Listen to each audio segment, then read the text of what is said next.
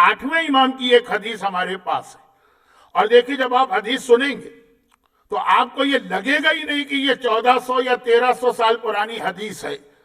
اگر آپ اس وقت اپنے قوم کی حالت دیکھیں تو آپ کو لگے گا کہ جیسے یہ آج کا کوئی آدمی ہماری قوم کی حالت دیکھ کر اس کے اوپر کوئی کامنٹ کر رہا ہے یا اس کا کوئی ریویو کر رہا ہے۔ اچھا، میں پرسنلی بہت زیادہ کانسپیریسی کی تھیوریز کو نہیں مانتا ہوں، اور میں اکثر یہ کہتا رہتا ہوں کہ یہ شیر آیا شیر آیا شیر آیا والی مثال ہے۔ یعنی ایک تو ہمارا ماحول ایسا بن گیا، یہ تقریباً 30 سال پرانی بات کر رہا ہوں، 30 سال کہ 30-35 سال سے ہی ماحول بن گیا کہ جو بھی واقعہ پیش آئے کہا کہ اس میں کوئی کنسپیریسی، امریکن سازش ہے۔ کسی کی ٹانگ ٹوٹ گئی تو کہا کہ امریکن سازش ہے، کسی کے مکان کی دیوار گر گئی تو کہا امریکن سازش ہے۔ اور میں نے ہمیشہ کہا تھا کہ اتنا زیادہ آپ کہیں گے تو جو ایکچول دشمن کی پلاننگ ہے نا، پھر ہم اس پر بھی توجہ نہیں دیں گے۔ اور آج یہی ہے، یوٹیوب ہو کہ فیس بک ہو کہ واٹس ایپ ہو، کہ اب اس قسم کی جو چیزیں اس میں آتی ہے کوئی اس پہ توجہ نہیں دیتا، اس لیے کہ اتنا سن لیا کہ ہر دوسرے دن یہ جملہ لوگ سنتے آئیں۔ تو میں پرسنلی 30 سال پہلے بھی اس کے خلاف تھا کہ ہر چیز کو اس سے نہ ملائیے، جو واقعاً ریئل اور ایکچول دشمن کی کنسپیریسی ہے صرف اسی کو ہائی لائٹ کیجیے۔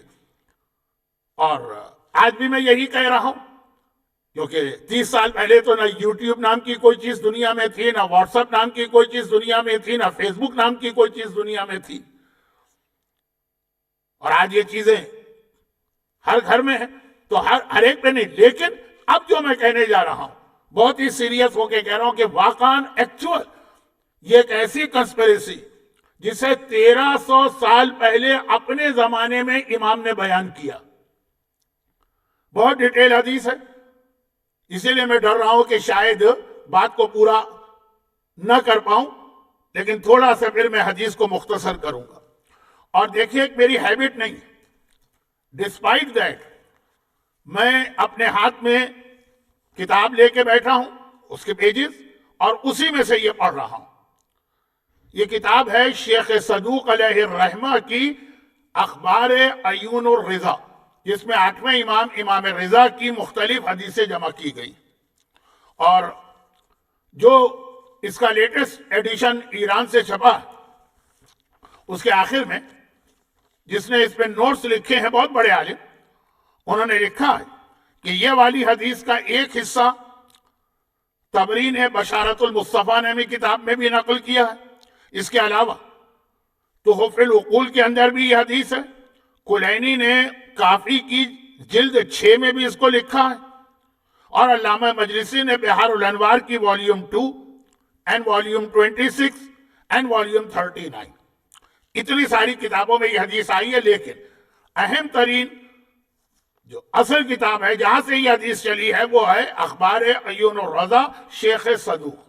شیخ صدوق شیعہ تاریخ کے علم حدیث کے سب سے بڑے ماہر مانے جاتے ہیں، کیونکہ آج کل یوٹیوب پر آیت اللہ وحید خراسانی کے کلپ بہت چلتے ہیں، تو جب کبھی وہ شیخ صدوق کا تذکرہ کرتے ہیں تو عام طریقے سے نہیں کرتے ہیں، ایک مرجع وقت مرجع عالی قدر کی بات کر رہا ہوں، راس المحدثین، رئیس المحدثین یہ کہہ کر، یہ ٹائٹل دے کر پھر شیخ صدوق کی کوئی بات بیان کرتے ہیں، وہ نقل کرتے ہیں، خود لکھتے ہیں۔ اچھا، یہ کتاب اخبار عیون الرضا، اس کی 2 والیوم ہے، تو یہ والیوم نمبر 1 کی حدیث کا نمبر ہے 274۔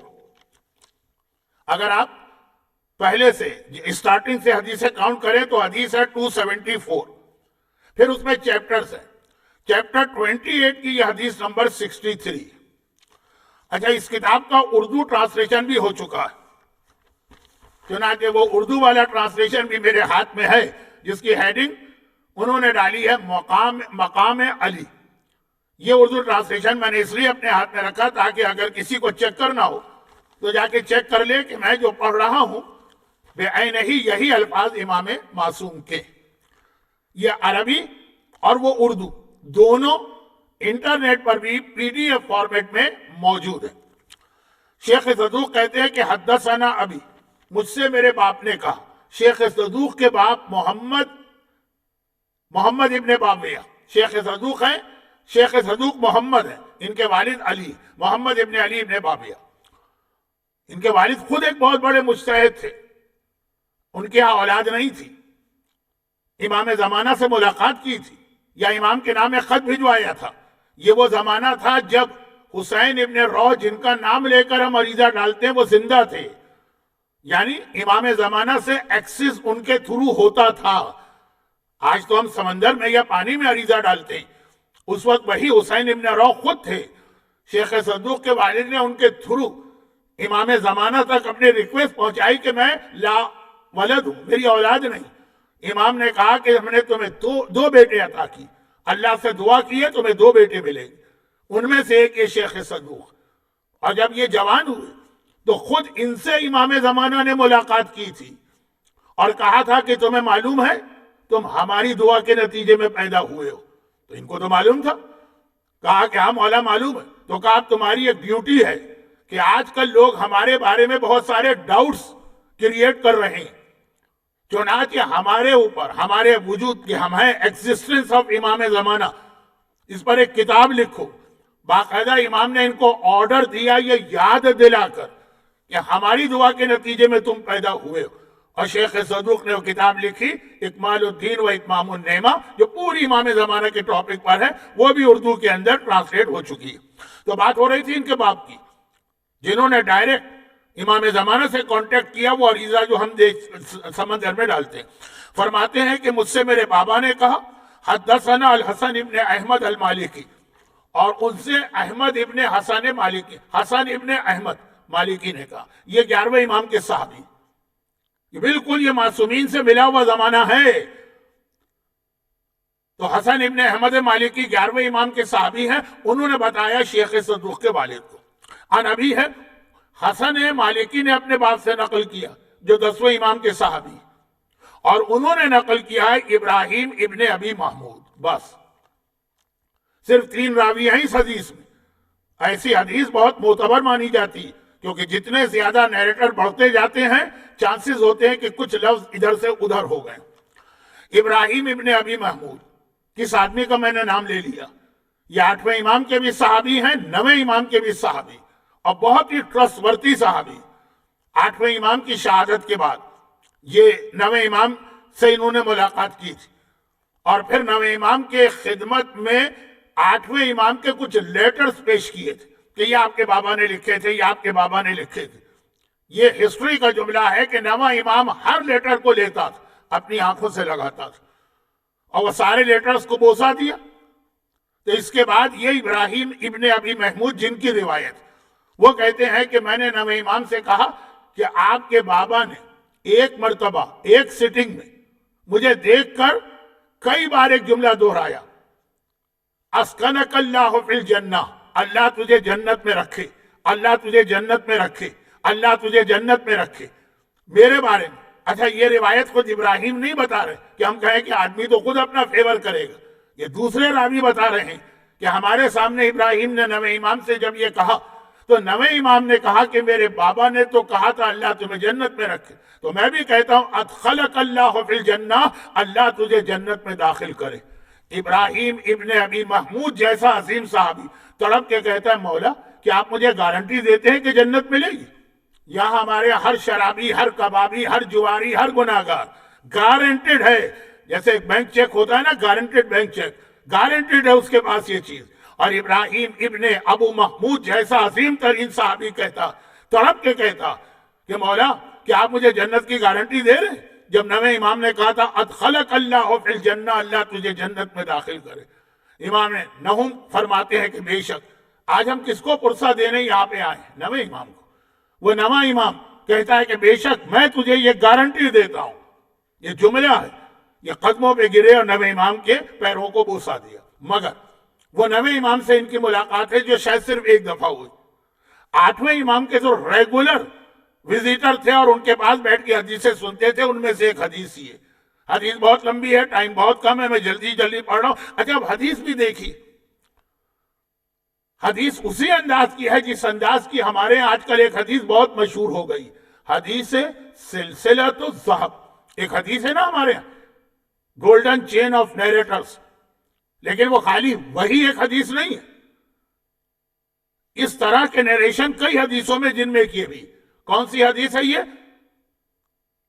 ایک کنسپریسی اگینسٹ اہل البیت، اور بتا کون رہے ہیں؟ 8ویں امام۔ کس طرح بتا رہے ہیں؟ میں جلدی جلدی آگے بڑھتا ہوں کہ ابراہیم کہتے ہیں ان علی ابن موسیٰ رضا، 8ویں امام سے، ان ابی، وہ کہتے ہیں مجھ سے میرے بابا نے کہا موسیٰ ابن جعفر، اور 7ویں امام کیا کہتے ہیں؟ ان ابی ہے جعفر ابن محمد، مجھ سے کہا میرے بابا چھٹے امام، وہ کیا کہتے ہیں؟ ان ابی ہے محمد ابن علی، مجھ سے کہا میرے بابا، چھٹے امام کہتے ہیں میرے بابا 5ویں امام ہیں، وہ کہتے ہیں ان ابی علی ابن الحسین، مجھ سے کہا میرے بابا علی ابن الحسین، انہوں نے کہا ان ابی الحسین ابن علی، مجھ سے کہا آقا حسین نے، حسین ابن علی نے، قال، اور حسین ابن علی کہتے ہیں کہ قال رسول اللہ، میرے نانا نے کہا تھا یا علی، اے علی، انت المظلوم من بعدی، تم میرے بعد مظلوم بنا دیے جاؤ گے، تم پر ظلم کیا جائے گا، فویل لمن ظلمک واعتدی علیک، تباہی ہے جو تیرے اوپر ظلم کرے،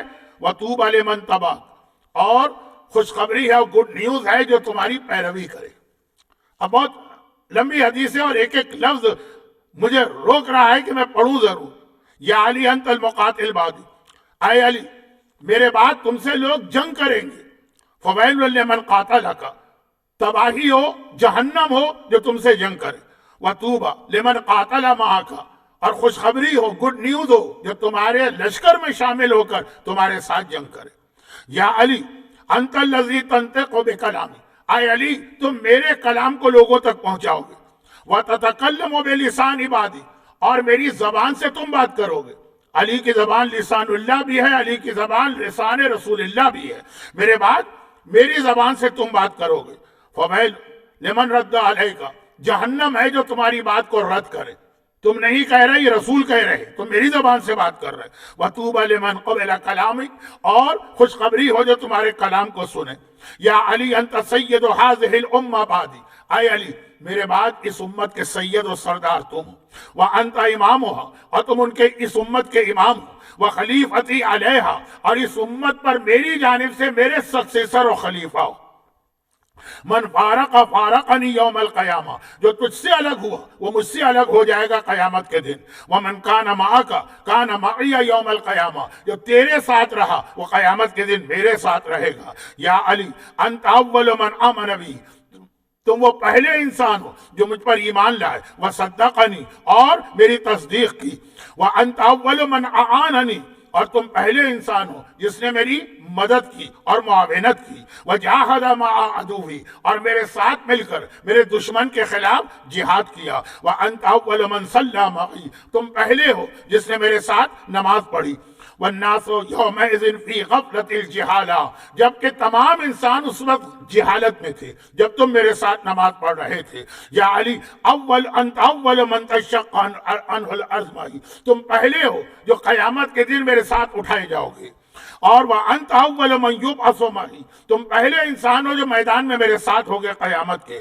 وانت اول من یجوز الصراط معی، تم پہلے ہو جو میرے ساتھ پل صراط کو کراس کرو گے، وَأَنَّ رَبِّي عَزَّ وَجَلَّ اُقْسِمُ بِعِزَّتِهِ، اور یاد رکھو میرے رب نے قسم کھائی ہے، میرے رب نے۔ حدیث سلسلۃ الذہب 8واں 7واں 7واں چھٹے سے، چھٹا 5ویں سے، 5واں چوتھے سے، چوتھا تیسرے سے، تیسرا ڈائریکٹ رسول اللہ سے، آقا حسین ڈائریکٹ رسول اللہ سے، اے علی میرے رب نے قسم کھائی ہے اپنی عزت کی، لا یجوز عقبۃ الصراط، کوئی پل صراط سے نہیں گزرے گا جب تک کہ تیری ولایت اور تیرے اولاد کے جو امام ہیں ان کی ولایت کی تصدیق نہ کرے۔ وَأَنْتَ أَوَّلُ مَنْ يَرِدُ حَوْضِي، تو سب سے پہلا انسان ہے جو حوض کوثر میں میرے پاس آئے گا، اور تُسْقَى مِنْهُ أَوْلِيَائِي، تو وہ ہے جو اولیاء خدا کو حوض کوثر سے سیراب کرے گا، وَتَزُودُ عَنْهُ أَعْدَاءَكَ، اور جو تیرا دشمن ہے تو اسے حوض کوثر سے بھگا دے گا۔ وَأَنْتَ صَاحِبِي إِذَا قُمْتَ الْمَقَامَ الْمَحْمُودَ، جب میں مقام محمود پر کھڑا ہوں گا تو میرے ساتھ ہوگا، بس تجھے حق دیا جائے گا اپنے محبوں کی شفاعت کا، اور تو ان کی شفاعت کرے گا، اور اس کے بعد وہ سازش कंस्पिरेंसी। व अंत अव्वल मन युदखिल जन्नत, तू सबसे पहला है जो जन्नत में दाखिल किया जाएगा। वब यदे का लवाई, और तेरे हाथ में मेरा झंडा होगा, मेरा अलम, मेरा फ्लैग, मेरा झंडा लेकर तू सबसे पहले जन्नत में दाखिल होगा। वह हुवा लिवाउल हम्द, और मेरे झंडे का नाम है हम्द का झंडा, लिवाउल हम्द, और उसके 70 हिस्से हैं, और हर हिस्सा ऐसा है जो सूरज और चांद से भी ज्यादा बड़ा। ये अलम की बात हो रही है। वह अंत साहिब शजरत तौबा फिल जन्नह, जन्नत में जो एक दरख्त अल्लाह ने उगाया है तू उसका मालिक है। अस्लुहा फी दारिक, उस दरख्त की जड़ें तेरे घर में हैं। वह अक्सानुहा फी दूर शियतिक, और उसकी शाखें तेरे शियों के घर में हैं। अब यहां तक 8वें इमाम अपने दादा अली इब्ने अबी तालिब के वो फजाइल बयान कर रहे हैं जो सिलसिलतुज़ ज़हब हदीस के अंदाज में हुसैन इब्ने अली ने अपने नाना रसूल खुदा से सुनकर हम तक पहुंचाए। देखिए हर जुमला ऐसा था कि मुझे रुक मजा लेकर और आपको मजा देते हुए बयान करना चाहिए था, लेकिन चूंकि साहिबान ईमान के लिए तो खाली इशारे काफी होते हैं। अब आइए हदीस का आखिरी टुकड़ा शुरू हुआ। काला इब्राहिम इब्ने अबी महमूद, वो इब्राहिम जिनका मैंने शुरू में इंट्रोडक्शन करा दिया, वो कहते जब यहां तक हदीस पहुंची, फकुल्त रिज़ा अलैहिस्सलाम, मैंने 8वें इमाम से कहा यब्न रसूलिल्लाह, ऐ फर्जंद रसूल, इन्ना इंदना अखबारन फी फज़ाइल अमीरिल मोमिनीन, हम लोगों के पास, हम शियों के पास, हम जो आपके सहाबी हैं, हम जो आपके शागिर्द हैं, हमारे पास अमीरुल मोमिनीन के फजाइल की बहुत सी हदीसें, अखबारन फी फजाइल अमीरुल मोमिनीन व फजलकुम अहलिल बैत, और आप अहले बैत की फजीलत की हदीसें। लेकिन ये जो हमारे पास बहुत सारी हदीसें, तवज्जो से सुनिएगा, वैसे मेरी आदत तो है नहीं है एक जुमला कहने की, लेकिन यहां पे कह रहा हूं, तवज्जो से सुनिएगा। हमारे पास बहुत सी हदीसें हैं आपके फजाइल की और मौला के फजाइल की। अमीरुल मोमिनीन को अलग से कहा कि उनके, लेकिन वहिया मिन रिवायत मुखालिफकुम, लेकिन ये हदीसें हम तक आई हैं आपके मुखालिफों की रिवायत से, गैर शिया हजरात से। लेकिन वला नारिफ मिसलुहा इंदकुम, आपसे हमको ये हदीसें नहीं मिली। पोते से अपने दादा अली के बारे में वो हदीसें हमको नहीं मिली। फजाइल की बात हो रही है, कोई तारीखी मसले होते, कोई फिक़ी मसाइल होते, अलग बात थी। फजाइल अली की जो हदीसें दुश्मन यानी आपका मुखालिफ हमको दे रहा है, ये फजाइल अली की हदीसें तो आप भी हमको नहीं दे रहे। इतनी अजीब हदीस है। 8वां इमाम जिसकी शहादत को मनाने के लिए हम यहां बैठे, जिनके नाम से हदीस सिलसिलतुज़ ज़हब हर मोमिन को याद है, जिंदगी में ही नहीं मरने के बाद कफन में भी लिखवाता, वो 8वें इमाम से कहा जा रहा है मौला इतनी हदीसें आप हमको बताते हैं, लेकिन अली के फजाइल की जो हदीस आपका मुखालिफ हमें दे रहा वो आप हमें नहीं देते। फकाल, अब सुनिए, यब्न अबी महमूद, 8वें इमाम ने कहा ऐ अबू महमूद के बेटे, लक़द अखबरनी, एक हदीस बयान की कि सुनो, ये हदीस भी बहुत अहम है लेकिन टाइम नहीं है, जरा सा। मेरे जद रसूलुल्लाह ने कहा आदमी जिसकी बात सुनता है उसका बंदा और गुलाम बन जाता, यानी अगर हमारे दुश्मन की बात सुनोगे तो उसके गुलाम बन जाओगे। फिर इसके बाद सुम्मा क़ाल रिज़ा, फिर इमाम रिज़ा ने कहा, बहुत मुख्तसर, लेकिन अब देखिए कंस्पिरेसी है कि नहीं। और अब जो जुमले आएंगे क्या आपको लग रहा है 1300 साल पहले के हैं कि आज के? इमाम फरमाते हैं यब्न अबी महमूद इन्ना मुखालिफीना, ऐ अबू महमूद के बेटे, हमारे मुखालिफों ने वज़ऊ अखबारन, बहुत सी झूठी हदीसें बनाई हैं। हम भी सुनते आए, लेकिन क्या सुनते आए? झूठी हदीसें मौला के अगेंस्ट बनाई, मौला के खिलाफ बनाई, मौला की दुश्मनी में बनाई। 8वां इमाम कहता है वज़ऊ अखबारन फी फज़ाइलना, हमारे दुश्मनों ने झूठी हदीसें बनाई हैं हमारे फजाइल में। दुश्मन फजाइल अली में झूठी हदीसें बना रहा। वजअलूहा अला अक़साम सलासा, और फिर इन हदीसों की 3 कैटेगरी दुश्मन ने कर दी। तीनों काम दुश्मन कर रहा।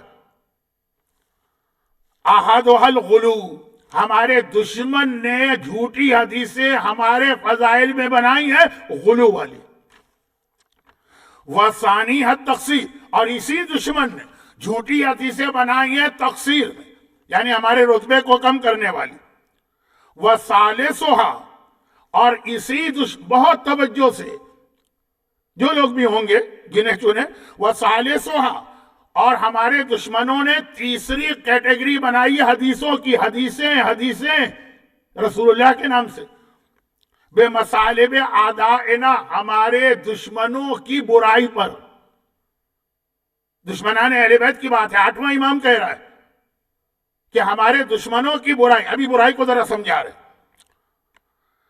اب بتا رہے ہیں 8واں امام، دیکھیں یہ ہے وہ کنسپیریسی، فَإِذَا سَمِعَ النَّاسُ الْغُلُوَّ فِينَا، جب الناس عام آدمی سنتے ہیں پہلی کیٹیگری کی حدیث الغلو فینا، جو ہمارے غلو مانے، اب یہ لفظ اچھا نہیں لگتا، بہت رتبے سے بلند والی حدیثیں بنائی، کفروا شیعتنا، وہ یہ حدیثیں اس لیے بنائی ہیں، دشمنوں نے بنائی ہیں تاکہ جب یہ حدیثیں پھیلیں تو عام لوگ ہمارے شیعوں کو کافر کہیں کہ یہ تو علی کو ایسا مانتے ہیں، وَنَسَبُوهُمْ، یہ بھی امام نے کہا، إِلَى الْقَوْلِ بِرُبُوبِيَّتِنَا، وہ ہمارے شیعوں کو کافر قرار دے، کیا کہیں؟ کافر، شیعہ کافر، اور ان شیعوں کو یہ کہیں کہ یہ تو علی کو رب مانتے ہیں، وَنَسَبُوا إِلَى الْقَوْلِ بِرُبُوبِيَّتِنَا، اردو ترجمہ ہو چکا ہے، آپ جائیے گوگل کے اوپر، اخبار عیون الرضا PDF فارمیٹ میں بھی موجود ہے، حدیث نمبر 274، امام فرماتے ہیں کہ جھوٹی حدیثیں اس لیے بنائی ہیں تاکہ اس کے بہانے سے ہمارے شیعوں کو کافر کہا جائے، اور یہ کہا جائے کہ شیعہ تو اہل بیت کو رب مانتے ہیں۔ اب یہاں پہ رک کے ایک بات کروں، یہ انٹرنیٹ پر بھی آپ کو کئی کلپ ملیں گے، ہمارے بعض علماء ہیں، اور میں سے تو ہر ایک عالم بھی نہیں ہے، کیا کہیں گے، اسپیکر ہیں، خطیب ہیں، اور وہ ممبر پہ کھلی جنگ چھیڑ دیتے ہیں اور نام لے لے کے ایسی باتیں کہتے ہیں، پہلے فضائل کے حوالے سے ایسی باتیں کہتے ہیں۔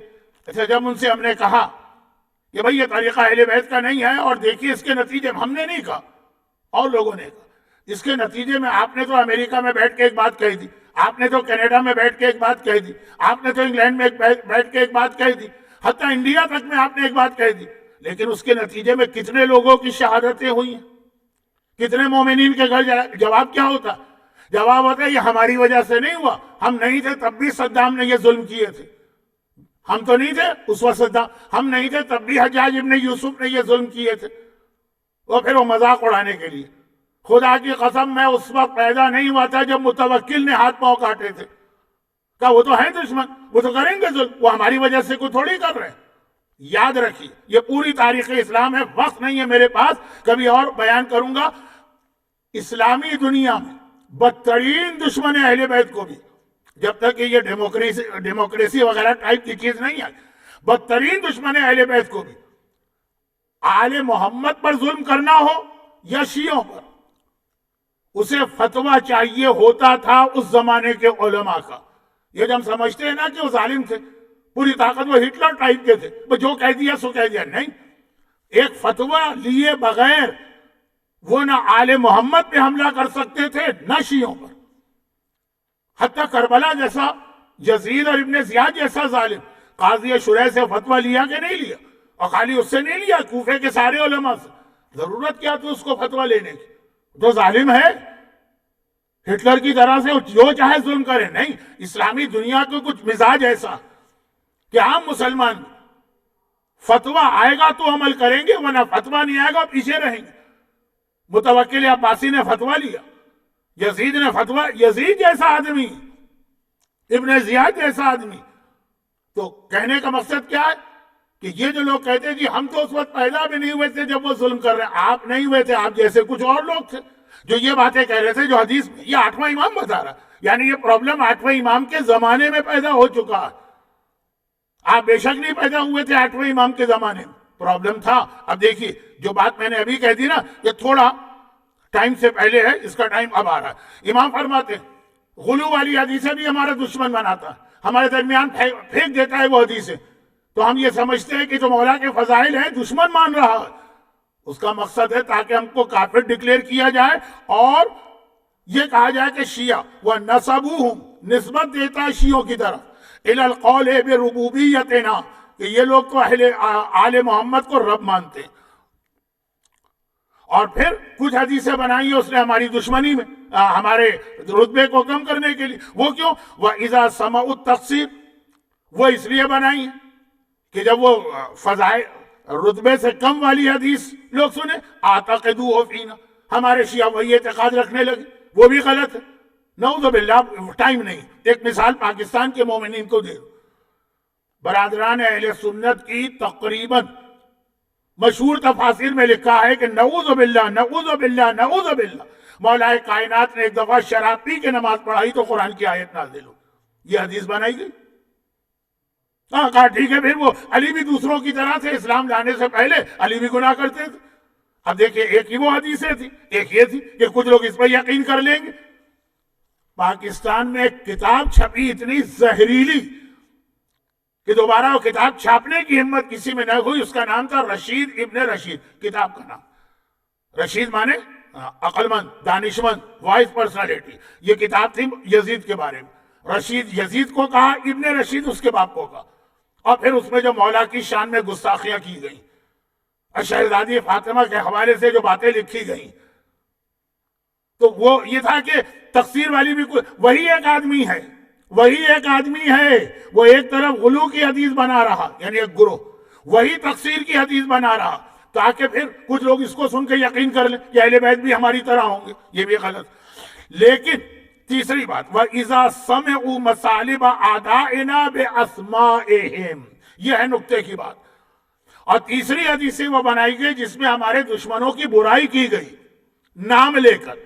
وہ کیوں؟ تاکہ جب سمعوا مصالب اعدائنا، جب وہ ہمارے دشمنوں کی برائی سنے بے اسمائہم، نام لے کر، نام ایک ایک کا نام آ رہا، صلیبونا بے اسمائنا، تو وہ ہمارا نام لے کے ہماری برائی شروع کر دی، ان کا نام لے۔ یہ امام کہہ رہے ہیں یہ حدیثیں بنائی گئی، جھوٹی حدیثیں، جس میں یہ کہا گیا کہ فلاں کے بارے میں رسول نے یہ کہا نام لے کر، یا امام نے یہ کہا، تاکہ پھر لوگ دشمن جو ہے وہ ہمارا نام لے کر وہ برائی شروع کر دیں۔ اور پھر امام نے سورہ انعام کی وہی آیت تلاوت کی کہ دشمن کے مشرکوں کے بتوں کو بھی برا نہ کہو ورنہ تمہارے وہ اصلی حقیقی خدا کی برائی شروع کر دیں گے۔ آٹھویں امام نے بتایا، بہت میں نے مختصر بات کی ورنہ ایک عشرے کا موضوع ہے، کہ ایک ہی گروہ ہے دشمنوں کا، وہی ہمارے فضائل کی حدیثیں بنا رہا، وہی ہماری شان میں کمی والی حدیثیں بنا رہا، اور وہی ہمارے دشمنوں کا نام لے لے کے ان کے خلاف حدیثیں بنا رہا۔ مثلا اب یہ نام لینے والی بات دیکھیں، حتیٰ زیارت عاشورہ تک میں نام نہیں لیا امام نے، اور کوئی زیارت میں آپ کو نام نہیں ملے گا۔ ہاں پیغام ہے جو ان کا دشمن ہے اس پہ میری لعنت، لعن اللہ من قتلک ومن ظلمک، یہ ہے، نام نہیں۔ نام لینے میں کوئی حرج نہیں ہے، لیکن جو امام کہہ رہے ہیں کہ تمہارا نام لینا پلٹ کے ہماری توہین کا سبب بنے، اور یہ کب کہہ رہے؟ آج نہیں کہہ رہے، آٹھواں امام اپنے زمانے میں۔ تو اب یہاں پہ ایک چھوٹی سی بات کہہ دوں، میری خطابت کی بالکل ابتدا تھی، دیکھیں نہیں، اہل سنت کی کتاب تھی مولا کے فضائل پر، اردو میں بہت ہی مشہور، کوکب دری، ہر ذاکر اور ہر خطیب کے ہاتھ میں ایک کتاب تھی۔ یہ غیر شیعہ کی کتاب،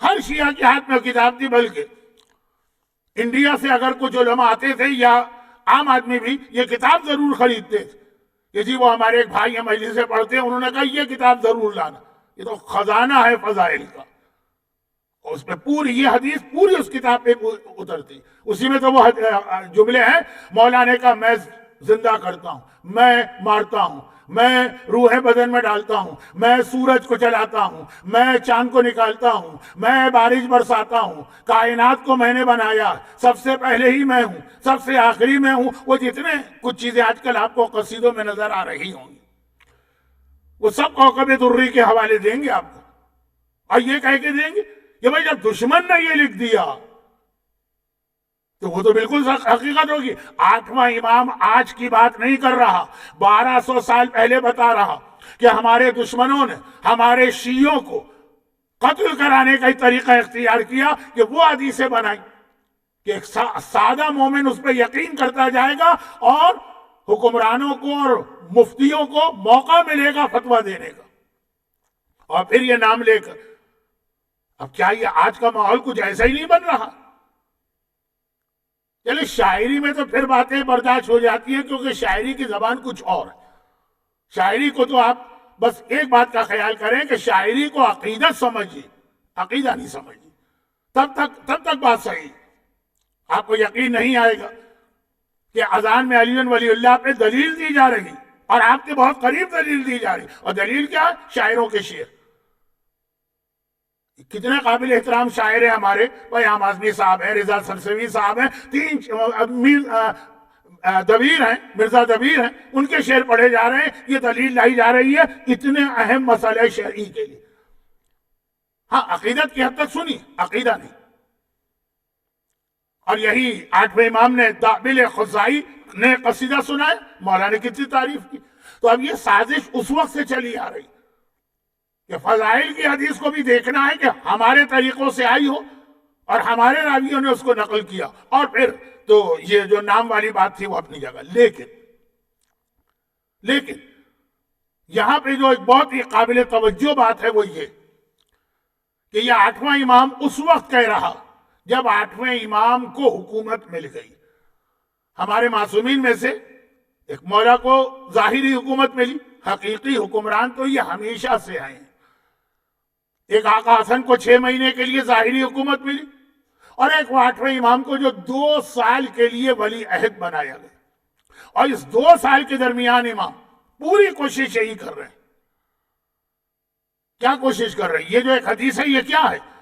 یہ خالی ایک حدیثوں کے حوالے سے نہیں, یہ جو اصل خرابی ہے وہاں تک امام ہمیں پہنچانا چاہ رہے ہیں, لوگوں کی جہالت و کم علمی. اب وہ جہالت کا لفظ اردو میں ذرا بہت برا لفظ ہے, نیگیٹو سینس دیتا, لیک آف نالج, شاید انگریزی میں چل جائے کہ یہ جو لیک آف نالج آ جاتی ہے شیعت کے اندر, یہ اسی کا نتیجہ ہے کہ بس وہ اپنی ایموشن سے سوچتا ہے, نالج سے نہیں سوچتا. 8ویں امام کی زندگی دیکھ لی, سب سے زیادہ جن معصومین نے اپنے شیعوں کو ایجوکیٹ کیا ان میں سے ایک 8ویں امام. اچھا یہاں رک کر ایک جملہ ایسا کہہ دوں جو ذرا سا, اب یہ تو بالکل مصائب کا وقت قریب آ گیا, ابھی تو میرا موضوع شروع نہیں ہوا ہے, لیکن یہ آج کا پرابلم نہیں ہے, یہ تو ہمیشہ میرے ساتھ پرابلم رہتا ہے. یہاں پہ رک کے ایک جملہ کہہ دوں, یہ آج کی مجلس میں 8ویں امام کی شہادت کے حوالے سے پڑھ رہا ہوں, مگر یہ جو 5 مجالس کا سلسلہ ہے یہ 40 کی مناسبت سے, اور وہ بھی آسٹریلیا میں.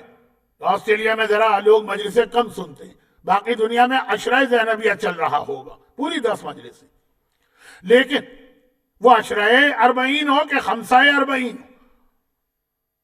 یہ آخری مجلس اس کی ہوتی ہے 40. 40 کس چیز کا نام ہے؟ 40 زیارت کا نام. ہر مومن کو یاد ہے زبانی کہ مومن کی 5 نشانیاں بتائی گئی ہیں, ان میں سے ایک 40 کی زیارت. چنانچہ 40 کی مجلس میں مسائب بھی وہی پڑھے جاتے ہیں کہ پہلا زائر جابر اور ان کے مسائب. تو یہ سلسلہ 40 کی وجہ سے 40 کی پیک ہے زیارت. اور زیارت کے حوالے سے بات تھی کہ 40 کی زیارت جسے نشانی بتایا گیا مومن کی, اس کے بالکل شروع میں ایک جملہ ہے.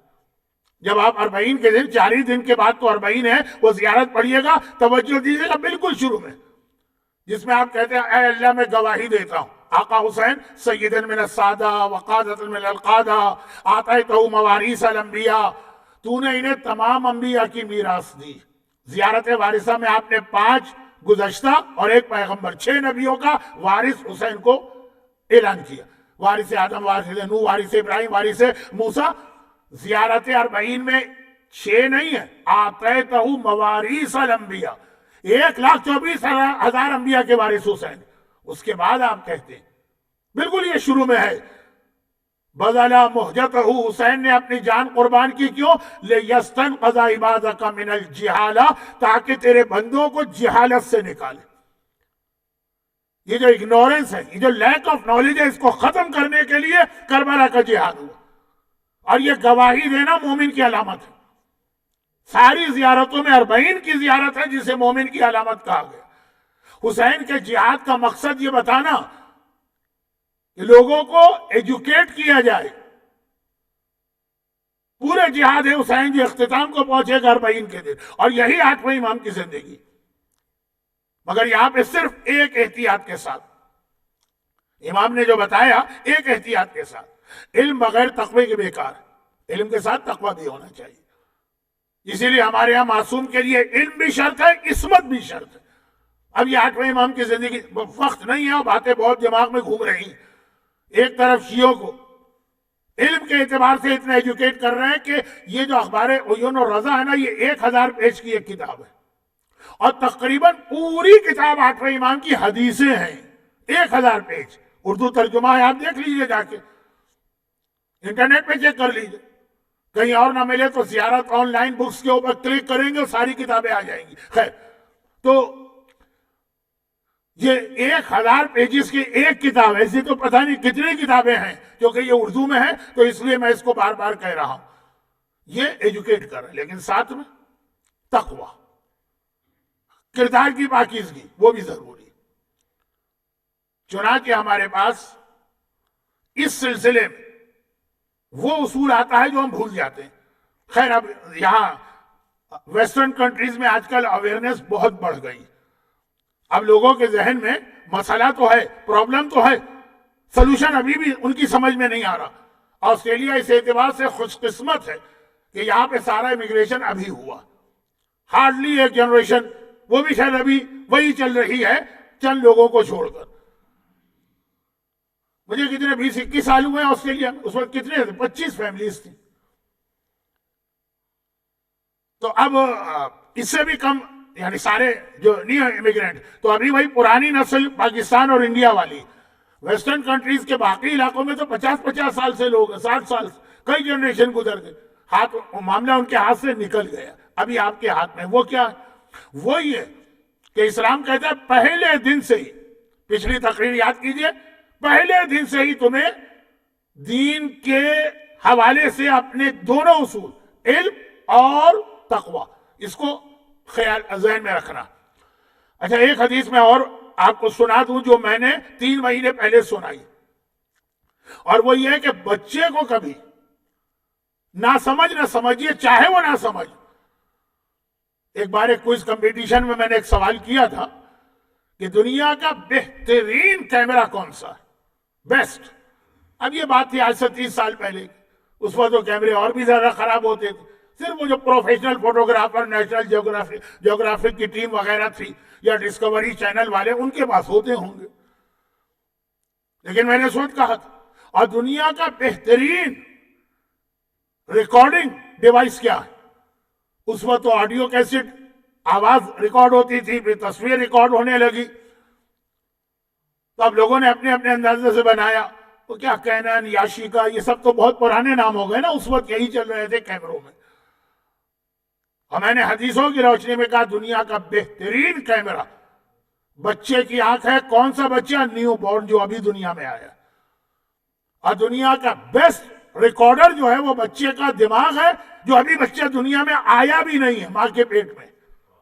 اب ہمارے پاس حدیثوں کا سلسلہ کہ جب عورت پریگننٹ ہو اس وقت بھی اسے فلاں چیز گناہ، ایک تو ڈاکٹر بتاتے ہیں ویکسین لگاؤ کہ نہ لگاؤ، یہ پیناڈول کھاؤ کہ نہ کھاؤ، اینٹی بائیوٹک لو کہ نہ لو، یہ فزیکلی چیزیں ہیں نا، لیکن کتنی ہی گناہ والی چیزیں ہیں یا گناہ بھی نہیں، پھر بھی کہا کہ اگر ماں پریگننٹ ہے اس وقت یہ کام نہ کرے، کیونکہ اس کے پیٹ میں جو بچہ موجود ہے اس کا دماغ وہ آوازیں بھی محفوظ کر رہا ہے جو ماں کے کان کے ذریعے اس میں جا رہی ہیں، اور وہ منظر بھی محفوظ کر رہا ہے جو ماں کی آنکھ کے ذریعے اس میں جا رہی ہیں۔ عورت کو اسلام نے بہت ہائی اسٹیٹس دیا، مردوں سے اسلام نے اسپیشل ریکمنڈیشن دیا ہے کہ اپنی بیوی کی عزت کرو۔ عزت ایک لفظ ہے، تو خیر بہت سے لوگ تو بغیر اسلام کا حکم مانے ہوئے ہی آلریڈی عزت کر رہے ہیں، لیکن بہت سے لوگ اتنی فاؤل لینگویج استعمال کرتے ہیں. یہ ہماری بیوی، وہ بیوی ہے، کنیز نہیں. اچھا میں کہاں چلا گیا، پھسل کے کہیں گیا نہیں. ہاں یہ اگلی مجلسوں میں آئے گا، لیکن میں کہہ رہا ہوں کہ اگر اس کی وجہ سے وہ عورت ٹینشن، اور کون عورت ٹینشن میں نہیں آئے گی جس کو اس کا شوہر اندھی ہو، بہری ہو، سنتی نہیں ہو، دیکھتی نہیں ہو، دیکھ کے نہیں چلتی ہو، فلاں اس انداز سے بات کرے گا، کون سی عورت ٹینشن میں نہیں آئی؟ بہت صابر ہے، کچھ کہے گی نہیں. یہ سارے اثرات اس بچے میں جائیں گے. باپ کبھی بھی نہیں کہے گا کہ میری غلطی ہے، لیکن روایتیں ہیں نا ہمارے پاس، پڑھنے کا وقت بھی نہیں ہے، موقع بھی نہیں. تو 8واں امام یہ اصول ہم کو دے رہا، جس میں وہ حدیث پھر سنا دوں جس سے مجھے آج کی تقریر کا پارٹ 2 شروع کرنا تھا، وہ شروع ہو جائے گا، یہ کل اور پرسوں بھی آ سکے گا، کہ نابالغ کے حوالے سے اسلام کے مسائل بہت ہی مختلف ہیں. اب ہوتا یہ ہے کہ اس کو پہلے پوائنٹ سے ہی ملائیے. پہلا پوائنٹ کیا ہے؟ نالج. یہ نہ ہونا تو آدمی اپنے طریقے سے جب دین کو پھیلانے لگتا ہے، بچوں کو ٹرین کرنے لگتا، وہ خرابی پیدا کرتا. اور جو بات میں ابھی کہنے والا تھا اس کو بھی بتا کے دونوں کو ایک واقعے سے ملا کے مصائب کی منزل پہ آ جاتا ہوں. 8ویں امام کا واقعہ میں نے پڑھا تھا نا کہ مامون رشید کے کسی منسٹر کی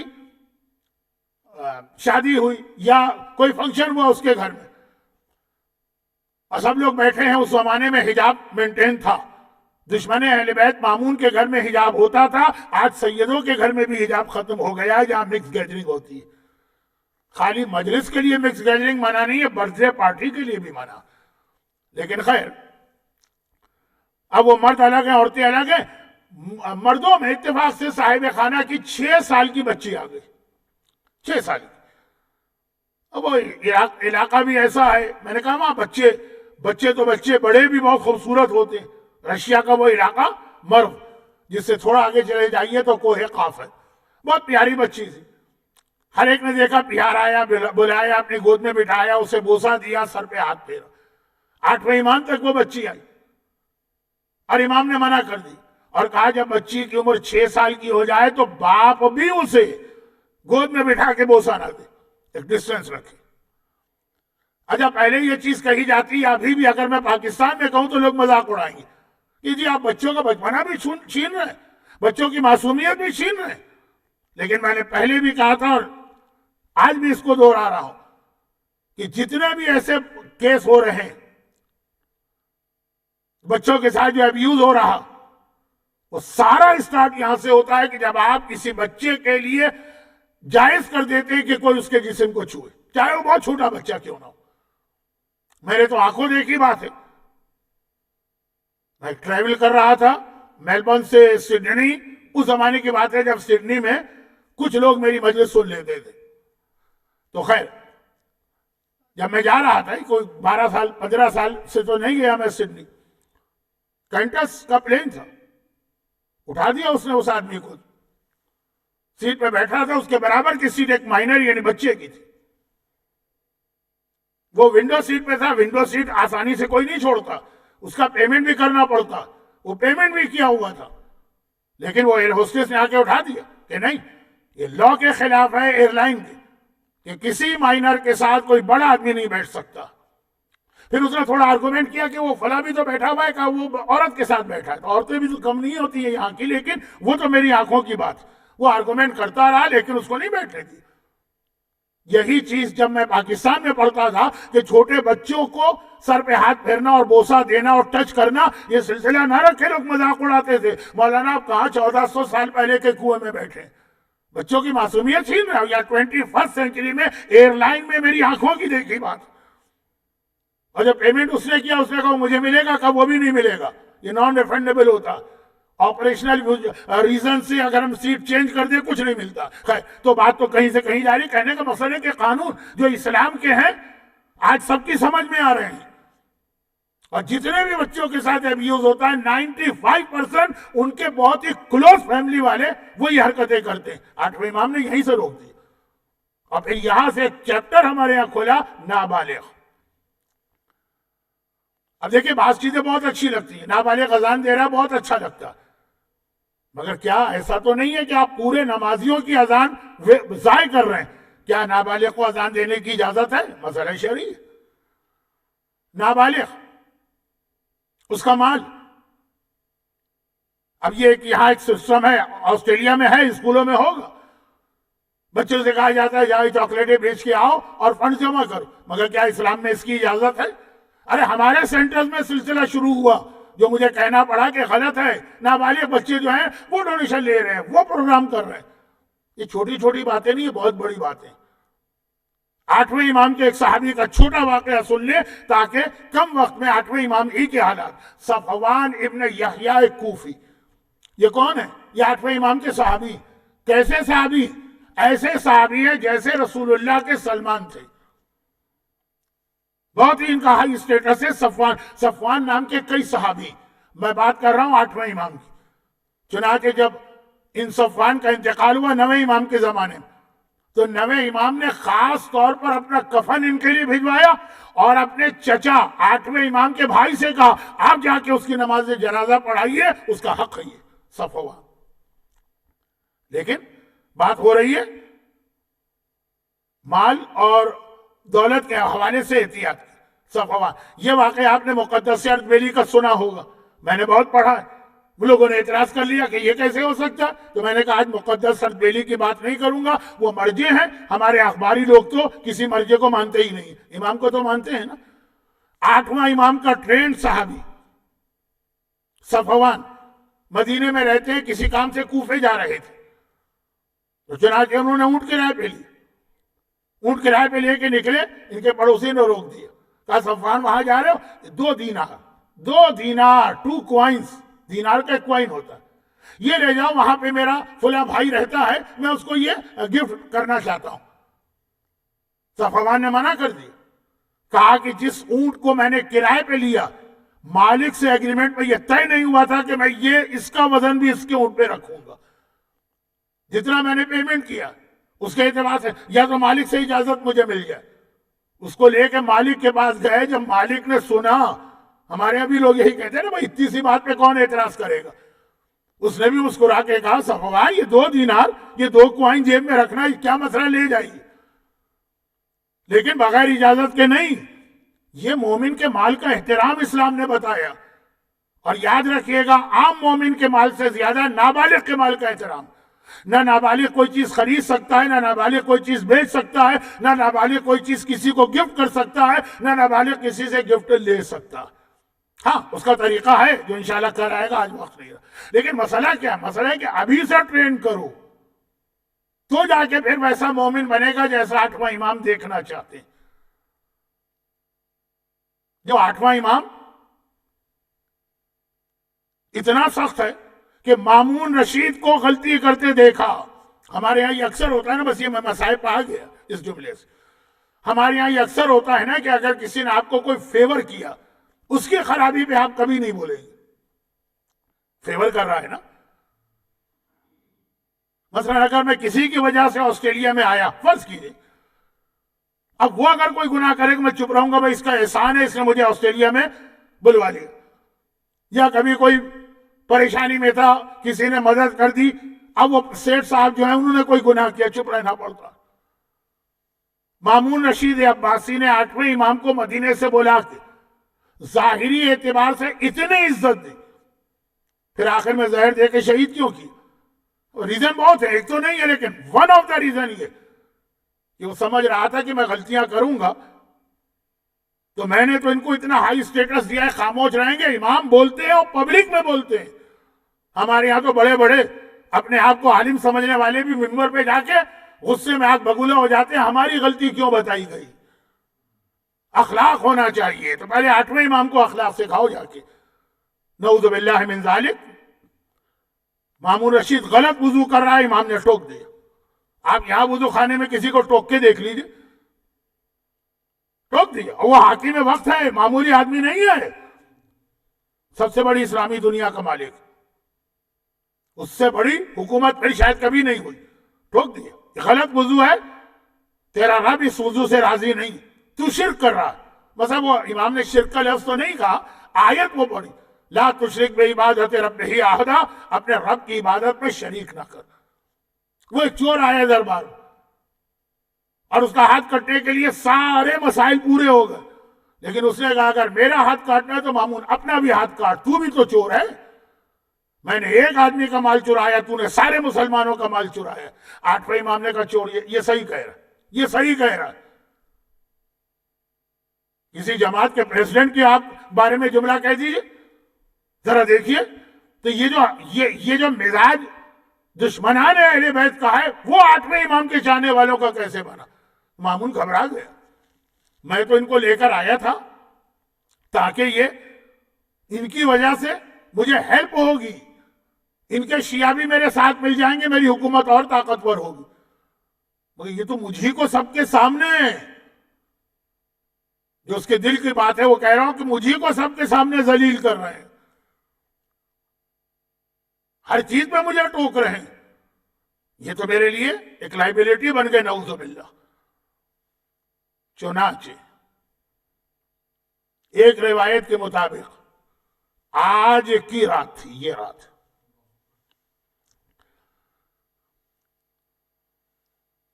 بادشاہ کا غلام آتا ہے اور آنے کے بعد ایک اسپیشل انویٹیشن دیتا ہے آٹھویں امام کو۔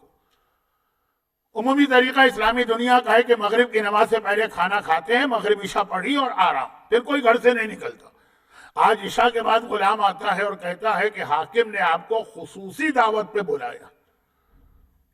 اب آٹھویں امام کو تو معلوم ہے، چنانچہ گھر سے نکلتے وقت اپنے غلام سے کہہ گئے کہ میں جا تو رہا ہوں، جب واپس آؤں گا میری حالت بدلی ہوئی ہوگی، بس ایک بات کا خیال رکھنا، مجھ سے کوئی گفتگو نہیں کرنا، میں اپنے حجرے میں جاؤں گا، حجرے کا دروازہ بند ہو جائے گا، حجرے میں داخل ہونے کی کوشش بھی نہیں کرنا، اور جب دروازہ حجرے کا کھل جائے گا میرا تیار جنازہ رکھا ہوگا، نہ غسل کی ضرورت پڑے گی کہ کوئی اور دے، نہ کفن پہنانے کی ضرورت پڑے گی، وہ خالی حاکم کو اطلاع دے دینا۔ یہ جملے، یہ نصیحتیں، یہ وصیتیں بتا رہی کہ آٹھواں امام جانتا ہے۔ چنانچہ گئے، وہاں مامون دسترخوان بچھا کے بیٹھا، آئیے آئیے فرزند رسول، میں تو آپ کا انتظار کر رہا تھا، انگور، نئی فصل آئی ہے، اس موسم کا پہلا انگور آیا اور بہت ہی لذیذ ہے، میرے دل نے کہا کہ میں اس کو اکیلے استعمال نہیں کروں گا، آپ پہلے نوش کریں گے پھر میں۔ یہ جو حد سے زیادہ محبت ظاہر کی جاتی ہے نا، مومنین کو اچھی طرح پتا، یہ آپ کا انتظار کر رہے ہیں۔ امام اس کے ساتھ بیٹھ گئے، تچ رکھا، لیکن امام نے ایک جملہ کہا، جنت کے انگور اس سے بھی زیادہ لذیذ ہے۔ کہا یہ آپ نے کیا کہہ دیا، جملہ تو کورا ہے، تو چلے پہلے میں انگور کھاتا ہوں۔ آدھے انگور زہر والے تھے، آدھے بغیر زہر کے تھے، پلیٹ رکھی اس طرح گئی تھی کہ جو صاف انگور ہیں وہ مامون کے سامنے ہیں، زہر والے سامنے۔ مامون نے ایک ایک کر کے انگور کے کچھ دانے کھائے، تو مولا اب تو آپ کو اطمینان ہو گیا نا کہ انگور بالکل ٹھیک۔ امام جانتے ہیں کہ کس طرح سوئی کے ذریعے سے ان انگوروں میں زہر شامل کیا گیا ہے، لیکن بہرحال اس وقت حکم خدا یہی تھا، امام نے ہاتھ آگے بڑھا اور وہی جملہ کہا جو کربلا میں آقا حسین نے اصغر کی چھوٹی سی میت کو اٹھا کے کہا تھا، رضن بقضائک و تسلیما لامرک، اے خدا جو تو نے فیصلہ کیا میں اس کے آگے سر جھکاتا ہوں اور تیرے حکم کو مانتا ہوں۔ یہ کہے کہ چند دانے نوش فرمائے، کھڑے ہو گئے۔ ہارون نے کہا کہ مولا آپ کہاں جا رہے ہیں، ابھی بیٹھے، ابھی تو باتیں ہوں گی۔ میرا آٹھواں امام کہہ رہا ہے میں وہیں جا رہا ہوں جہاں تو مجھے بھیجنا چاہتا۔ اور یہ کہہ کے مامون کے محل سے نکلے، برابر میں تو ہی دیوار، برابر تو آٹھویں امام کا گھر ہے۔ گھر میں داخل ہوئے، وہ غلام کہتا ابو سلط کہ میں نے دیکھا کہ امام بڑی عجیب حالت میں آ رہے ہیں، پورا چہرہ زرد پڑ چکا ہے، خالی محل سے یہاں آنے میں زہر نے وہ اثر کر لیا جو 3 دن کے بعد چوتھے امام کے جسم میں اثر کیا، جو 1 ہفتے کے بعد امام حسن کے جسم میں اثر کیا، یہاں چند دقیقوں کے اندر امام کا سارا جسم، چہرہ زرد ہے، جسم پہ ورم آ گیا ہے، قدم لڑکھڑا رہے ہیں۔ اور پھر امام اپنے حجرے میں داخل ہوئے، ابو سلط کی حالت بگڑ گئی، لیکن چونکہ امام پہلے سے منع کیے ہوئے، چنانچہ خاموش بیٹھا، ایک دم دیکھا کہ حجرے کا دروازہ خود بخود بند ہوا، اور پھر تھوڑی دیر کے بعد اسے حجرے میں سے کچھ آوازیں آنے لگی، جیسے پانی گر رہا ہے، برتن کھڑک رہے ہیں، لیکن حکم امام تھا کہ خبردار دروازہ نہ کھولنا۔ وہ چپ چاپ بیٹھا۔ تھوڑی دیر کے بعد جب یہ آوازیں بند ہوئی تو غلام بے چین ہو کے آگے بڑھا، خود ہی سے دروازہ کھولا تو کیا دیکھا، 8ویں امام کا جنازہ۔ یہ آج کی رات ہے، 16 صفر کا دن ختم ہوا ہے، 17 صفر کی شب آئی ہے، تابوت امام رضا میری آنکھوں کے سامنے ہے، لیکن وہاں غلام کی آنکھوں کے سامنے میرے 8ویں امام کا کفن میں ملبوس جسم ہے۔ البتہ کیا دیکھا کہ امام کے سرہانے کوئی نوجوان بیٹھا ہے، اور اس طرح سے بیٹھا ہے کہ سر پہ عمامہ نہیں ہے، بال بکھرے ہوئے ہیں، آنکھوں سے آنسو جاری ہے، بار بار ہاتھوں سے سر کو پیٹ رہا ہے۔ ایک بار گھبرا کے ابو سل کہتا ہے کہ تو ہے کون جو بند حجرے میں آ گیا؟ روتے روتے چہرہ اٹھایا اور کہا کہ میں تیرے زمانے کا امام ہوں، اسی 8ویں کا بیٹا ہوں، اسی کا یتیم ہوں، میں محمد ابن علی الجواد التقی ہوں۔ بس جیسے ہی دیکھا، جیسے ہی غلام نے دیکھا، تڑپ کے آگے بڑھا۔ امام نے روک دیا، کہا جا کے مامون کو اطلاع کر دے اور میں جا رہا ہوں۔ چنانچہ جب مامون آیا تو اگلی صبح کو یہ تابوت جو ابھی العصر کے اس امام بارگاہ میں اٹھنے والا ہے، بڑی شان سے اٹھا، کیونکہ مامون خود ساتھ چل رہا ہے، سارے وزیر و سفیر ساتھ چل رہے ہیں، اور یہ تابوت چلتا چلتا ٹھیک اس جگہ پہنچا جہاں پہ آج 8ویں امام کی زری ہے۔ اگرچہ مامون نے کوشش کی کہ اپنے باپ کے پائتی دفن کرے، وہ سارا واقعہ آپ کا سنا ہے، اور پھر بڑے احترام کے ساتھ 8ویں امام کو دفن کیا گیا۔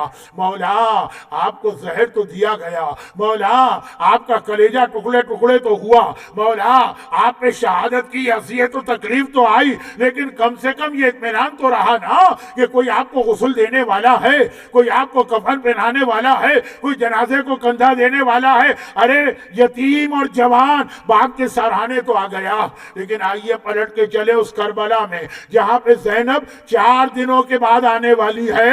جب آئے گی تو بھائی کی قبر دیکھے گی، لیکن جب چلی تھی کربلا سے تو بھائی کے بے گور و کفن لاشے کو جلتی ریتی پہ دیکھا تھا۔ زینب نے بھی دیکھا اور سجاد نے بھی دیکھا۔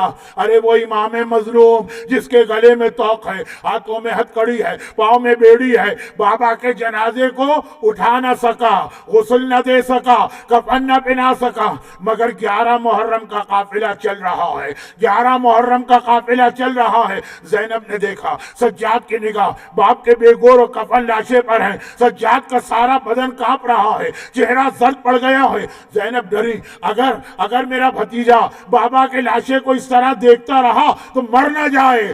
زینب نے سجاد کی توجہ ہٹانا چاہی، مگر توجہ کیسے ہٹائے؟ سجاد کی پوری توجہ بابا کے لاشے پر ہے، زینب نے توجہ کیسے ہٹائی؟ وہ چلتا ہوا اونٹ ہے۔ ایک بار علی کی بیٹی نے اپنے آپ کو چلتے اونٹ سے زمین کربلا پہ گرایا۔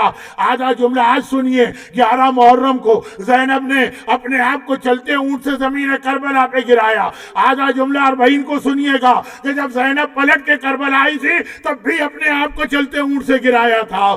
زینب نے اپنے آپ کو گرایا، پھوپھی کے گرنے کی آواز آئی، سجاد نے چونک کے ادھر دیکھا، میں نے پڑھا، آپ نے سنا، مگر ایک جملہ امام زمانہ کا ملا لیجئے اور آج کا ہم کا بیان مکمل۔ زینب نے اپنے آپ کو چلتے اونٹ سے گرا دیا۔ چلتے اونٹ سے جب انسان بلند جگہ سے گرتا ہے ہاتھوں کو بڑھا کے سہارا لیتا ہے، لیکن ہائے میری شہزادی زینب، امام زمانہ سلام کر رہے، میرا سلام اپنی دادی زینب کو جن کے دونوں ہاتھ ان کی گردن سے بندھے ہیں اور بندھے ہاتھوں کے ساتھ اپنے آپ کو زمین کربلا پہ گرا رہی ہیں۔